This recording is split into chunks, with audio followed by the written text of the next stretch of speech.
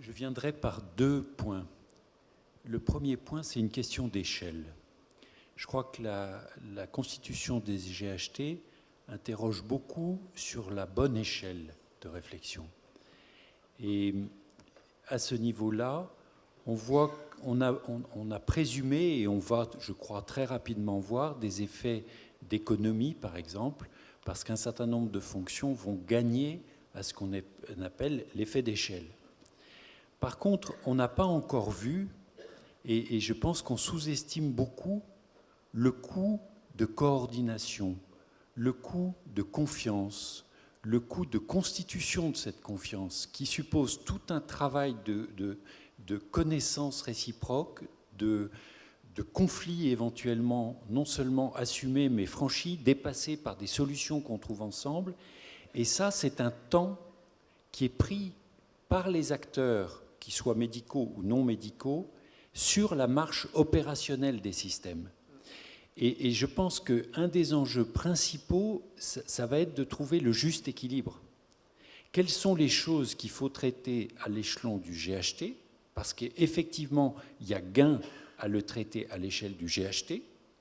Et quelles sont les choses qu'il faut traiter au plus proche du terrain, non pas même à l'échelle de l'hôpital, mais même du service.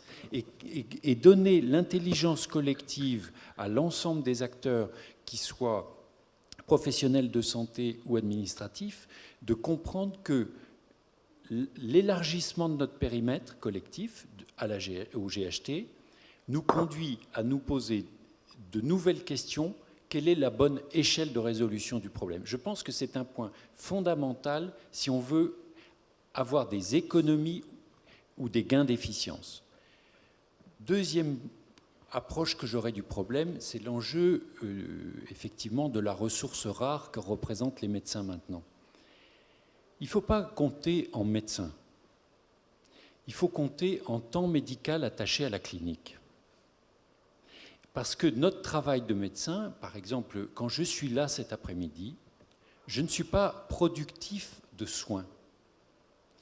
Et donc, là aussi, quelle est la bonne échelle de coordination qui doit manifestement associer les médecins à la réflexion? Et je trouve que le propos du directeur québécois était très intéressant à ce sujet, en disant, pour avancer, on a dû associer les médecins à la réflexion. Donc, je suis convaincu de ça. Mais en même temps, quand nous passons beaucoup de temps à la coordination des organisations générales, nous ne la passons pas à la clinique de base. Or, notre métier, mon métier, c'est un métier d'artisan.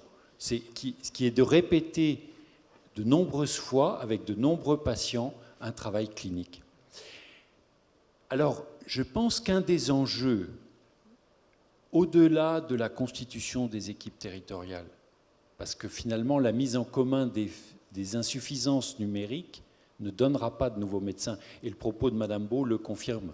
Elle n'a pas de solution immédiate au CHU de Dijon pour fournir immédiatement des renforts dans les équipes. Donc il faut réussir à restaurer un usage du temps médical centré sur la clinique.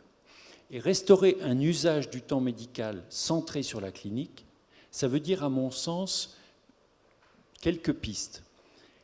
La première, c'est redonner des aides aux médecins, que ce soit en termes de secrétariat, en termes de délégation de tâches vis-à-vis d'infirmières cliniciennes dans le cadre de protocoles validés.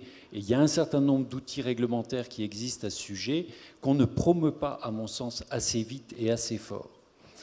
Délégation de tâches qu'on voit vers l'infirmière technicienne ou l'infirmière clinicienne, mais qui vont aussi vers le secrétariat, vers l'archiviste, vers tout un tas de fonctions qui, en pratique, sont souvent assurées par des médecins parce qu'on n'a pas imaginé les délégations correctement.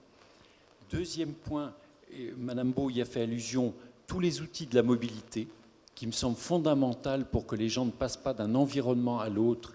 Et il faut voir qu'à ce niveau-là, la stabilité et la fiabilité des systèmes d'information sont un outil majeur pour optimiser le temps médical. Et puis, troisième point, je crois qu'il faut voir qu'on est dans un environnement compétitif par rapport au secteur privé et qu'il y a des enjeux statutaires qu'il faut régler pour promouvoir la mobilité, pour promouvoir l'investissement clinique des médecins. Voilà, c'est les quelques éléments par lesquels je pourrais répondre. Merci beaucoup. Docteur. Merci. Donc, moi, je suis le président de la commission médicale d'un établissement non support qui